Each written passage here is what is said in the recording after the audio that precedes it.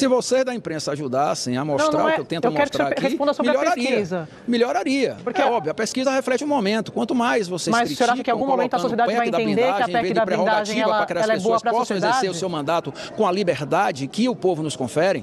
O senhor acha que os deputados foram eleitos para aprovar a PEC da blindagem? Só para entender. Não, eu acho que nós... Não é questão de PEC da blindagem, Andréa. Nós fomos eleitos para exercer o nosso mandato com altivez, com segurança. Mas para garantir mais privilégios para os parlamentares? Privilégio na sua opinião. E da população, 53% é contra. Não, eu acho que você pode cobrar do seu eleitor. Eu lhe pergunto, quem você votou para deputado federal?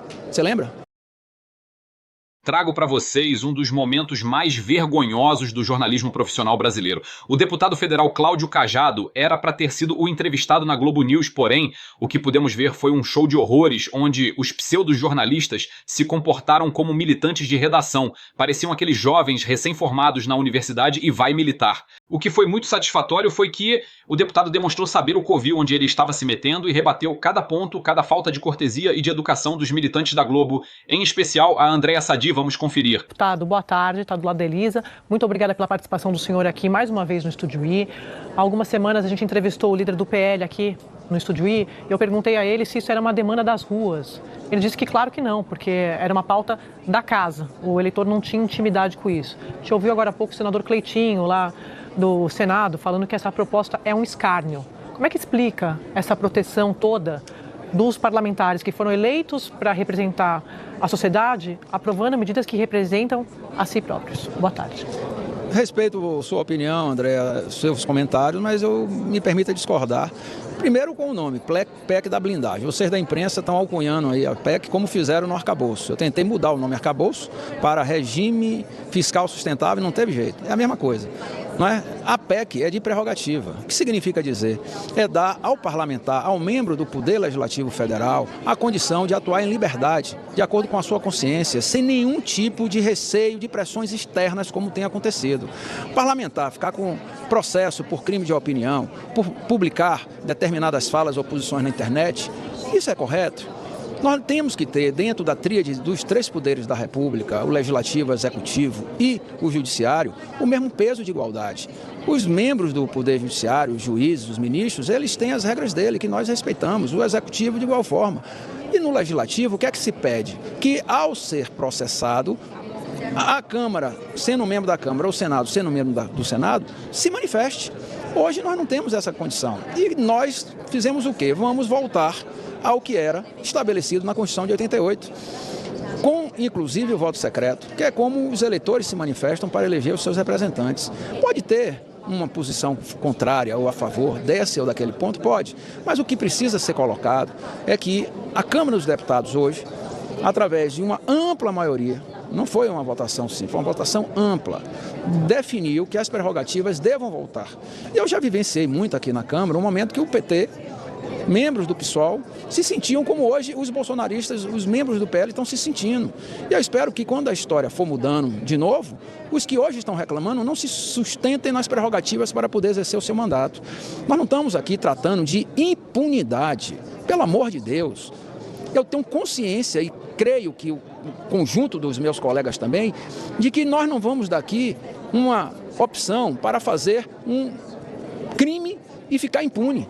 Que o deputado possa cometer algum crime no mandato, porque estão dizendo que a organização criminosa é que vai eleger agora os seus representantes. Como? Se para ser candidato você precisa estar com as certidões negativas todas em dias para poder ser candidato. Como é que vai eleger criminoso, como é que vai eleger pedófilo, como é que vai eleger ladrão, homicida, se ele não pode ser candidato? Porque a regra nossa hoje existente aqui tem que ter certidões negativas, civil, crime, trabalhista, etc. Então, se no exercício do mandato ele cometeu, ele vai ser autorizado a depender desse crime e da sua gravidade. Deputado, queria só fazer uma pergunta para o senhor em relação... Agora a gente viu uma manobra que foi feita, porque ontem o voto secreto foi derrubado. E eu queria entender com o senhor por que os senhores querem tanto que o voto seja secreto, que as pessoas não saibam como que os deputados vão votar para a abertura de uma ação penal contra um parlamentar. Eu sei que o senhor vai me dizer que é isso que estava na Constituinte, mas a Constituinte era um outro contexto, pós-ditadura. Nesse momento, o senhor acha que faz sentido? Até porque a prisão de Chiquinho Brazão, por exemplo, provavelmente não teria sido aprovada se fosse secreta. Tanto faz sentido que a Câmara acabou de ratificar essa posição, com votos de parte do PT, do PCdoB, do PL, do União Brasil, do PP, do Republicanos, do Podemos. Ou seja, gente, aqui é uma casa plural, muitos pensam diferente, nós respeitamos, mas o que importa é o conjunto da casa. Hoje sai fortalecida a democracia, sai fortalecido o poder legislativo e eu não tenho dúvida, o equilíbrio entre os poderes da República. O que nós queremos aqui hoje é que cada um se manifeste. O voto secreto dá a condição da consciência de cada um poder exercer, como, repito, os eleitores fazem para nos colocarem aqui. Otávio Guedes, prazer falar com o senhor. O senhor, na sua primeira resposta, disse que nenhum deputado vai cometer crime para ser protegido e que criminoso não pode se candidatar porque tem a certidão, tem que precisa estar quites com a justiça. Semana passada, prenderam aqui no Rio de Janeiro um deputado chamado TH Joias, que dormia num colchão de dinheiro. Ele é suspeito de integrar o Comando Vermelho. Ele estava quites com a justiça porque as facções criminosas estão mandando para as assembleias, para o legislativo, testas de ferro. Bandidos, testas de ferro. No caso, era esse TH Joias. Então, esse argumento do senhor não cabe, desculpa, mas esse argumento do senhor não cabe. E os senhores não têm medo de serem substituídos por testas de ferro do crime organizado? Ou seja, o dinheiro deles é ilimitado. Não é emenda, como os senhores têm, é dinheiro ilimitado. E eles já estão nas assembleias estaduais. Não sei se estão na Câmara Federal. Por isso que essa PEC não é uma PEC sob medida para Comando Vermelho, PCC, enviarem seus testas de ferros para a Câmara? Pelo amor de Deus, Otávio. Quantos membros tem a Assembleia Legislativa do Rio de Janeiro? Você está colocando um caso que pode acontecer, mas eu acho e tenho certeza que se fosse aqui no Parlamento Federal, nós iríamos dar resposta. Se o processo e as provas oriundas do procedimento errático, criminoso do parlamentar aí do Rio de Janeiro fosse aqui em Brasília e essas provas fossem contundentes, é óbvio que ele teria o prosseguimento da ação penal. E no caso de prisão em flagrante também, a Constituição de 88 não demonstrava prazo, não assinalava prazo. Nós assinalamos. Nós temos que, no caso de prisão em flagrante, 24 horas a Câmara tem que se manifestar. E de prosseguimento de ação judicial em até 90 dias. E eu lhe digo mais, eu já cacei vários deputados aqui com voto secreto. A Câmara também cassou. Então, o que eu quero dizer é o seguinte, nós temos algo muito mais importante do que casos específicos, que é em diversos. Nós não podemos tirar, e aí me desculpe, Otávio, eu respeito muito sua posição, deixo claro aí, como de qualquer jornalista, de qualquer apresentador, de qualquer colega meu, mas nós não podemos fazer da exceção a regra. E me parece que a imprensa erra nesse sentido, ao excepcionalizar, criando regras, como se todos fossem entrar naquele mesmo cenário que uma exceção, que é esse deputado que o senhor colocou aí, do JHSOS. Isso não reflete a maioria dos deputados, nem talvez a grande maioria. Mas pode acontecer? Pode. Acontecendo, é isso que nós queremos, que a autoridade do Poder Legislativo se manifeste, podendo exercer plenamente a sua função como poder soberano. Deputado, o senhor tem razão no aspecto. É um caso, né? Agora, com esta aprovação, isso não é um incentivo para que o crime organizado mande mais testas de ferro, porque agora o deputado ficou mais difícil a lei atingir. Nós temos que estar unidos nesse mesmo propósito. O eleitor, que é quem elege, a sociedade, através das suas instituições, a imprensa e os próprios partidos políticos. Mas eu vou lhe contar um caso aqui. Deputado. Eu vou contar um caso aqui a você. Eu fui oriundo do município chamado Dias d'Ávila, onde eu era vereador. E depois eu fui prefeito. Minha esposa também foi prefeita. E lá tinha um candidato que queria ser... Tinha um político que queria ser candidato, que ele trabalhava com essa coisa de ferro velho e com desvio de carros que eram vendidos para ele, roubados, vendidos, ele vendia o ferro velho, aquele carro que ele comprava lá, como se fosse ferro velho. Eu tinha conhecimento disso, não deixei ele ser candidato. Eu tive no partido, olha, essa daí nós não queremos do nosso lado. Ou seja, se houver a responsabilidade do partido político, da justiça eleitoral, da sociedade, da imprensa, nós vamos evitar que isso aconteça.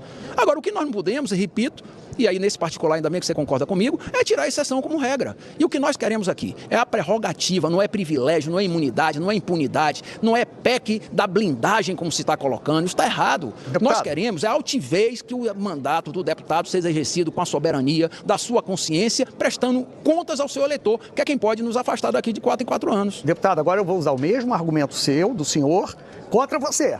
O senhor contou um caso bem pontual, bem específico, de você ter atuado contra um criminoso. Ou seja, mas isso é pontual. Por que eu digo que é pontual? Porque 50 milhões de eleitores vivem no Brasil sob o domínio das facções criminosas. São 50 milhões. Então não vai adiantar uma atitude individual de um parlamentar contra um criminoso. Esta PEC não é um incentivo, repito, para esses candidatos que têm sob seu julgo 50 milhões de pessoas. De 88 a 2001 ocorreu isso?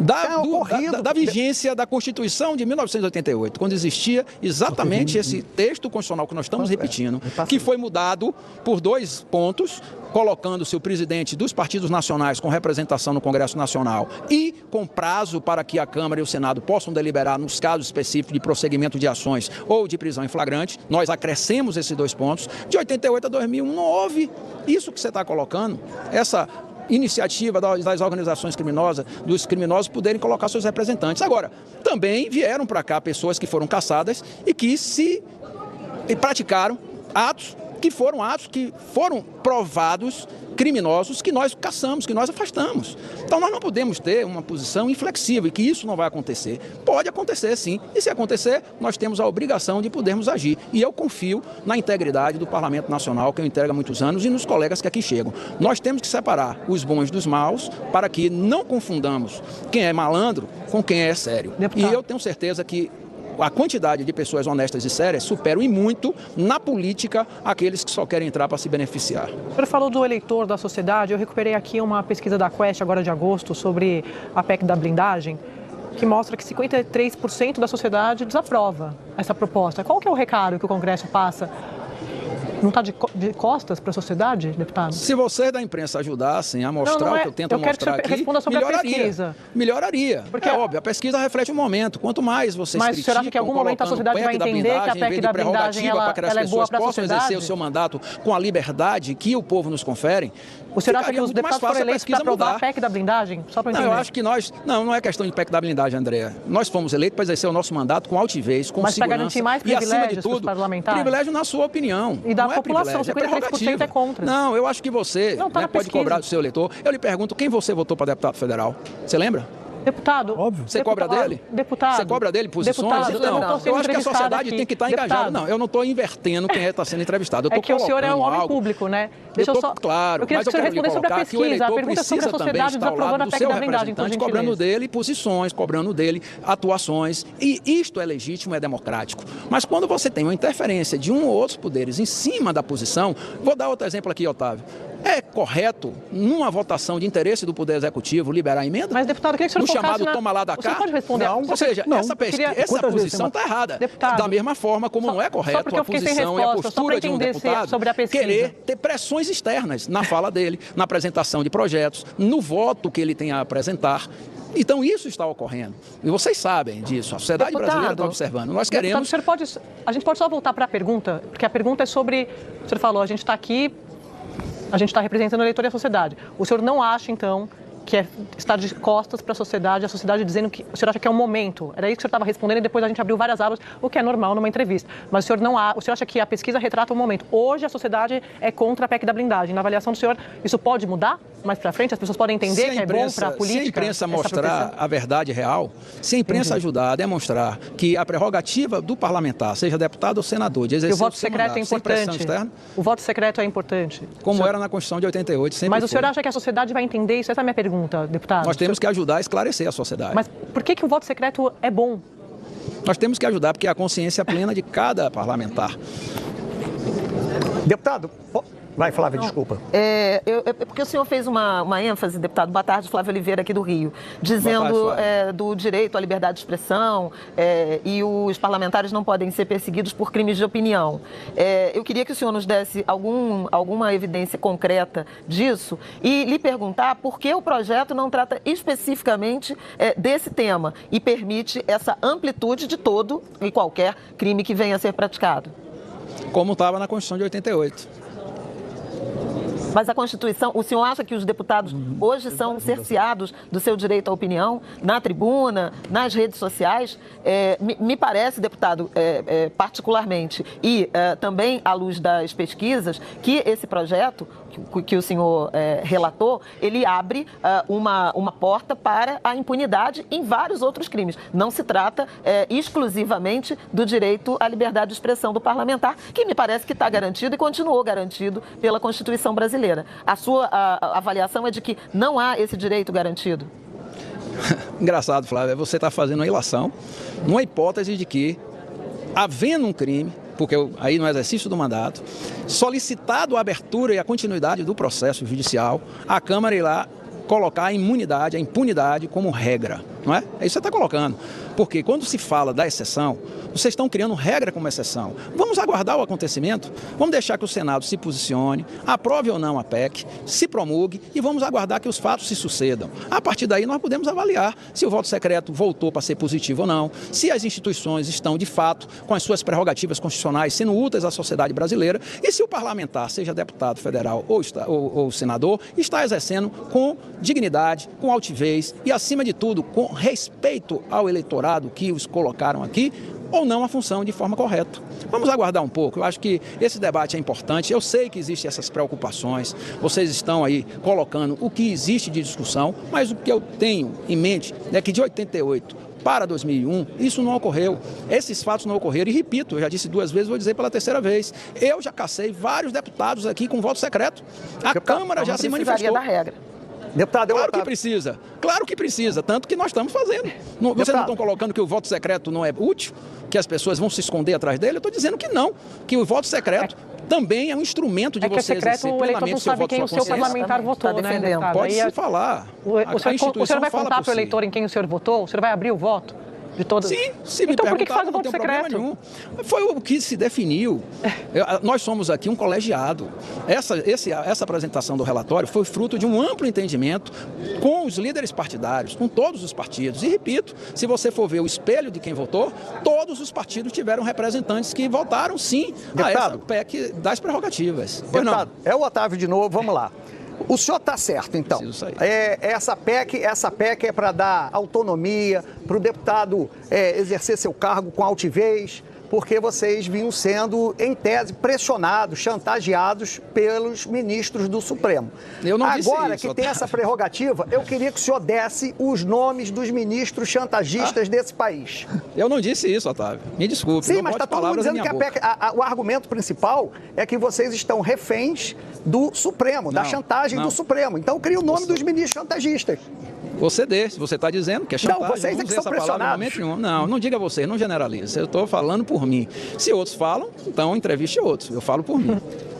Deputado, queria agradecer mais uma vez a participação do senhor aqui para a gente debater. A gente está sempre à disposição, o senhor sabe disso. Um abraço, até a próxima. Muito obrigado.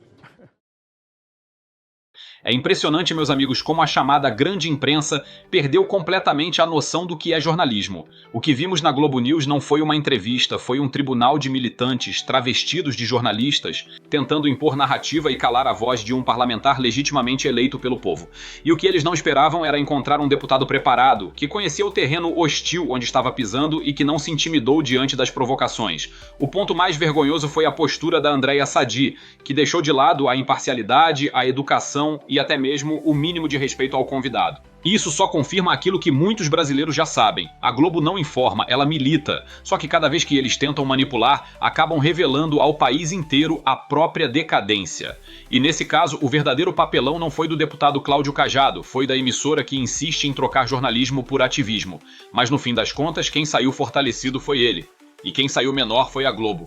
É isso, pessoal. Aqui no canal você sempre vai encontrar análises diretas, sem filtro e sem rabo preso, mostrando o que a grande mídia não quer que você veja. Se você gosta desse tipo de conteúdo, já deixa o like, se inscreve e ativa o sininho para não perder nenhum vídeo novo. O seu apoio é fundamental para a gente furar essa bolha e levar a verdade cada vez mais longe. Muito obrigado pela companhia, fiquem com Deus e a gente se encontra no próximo vídeo.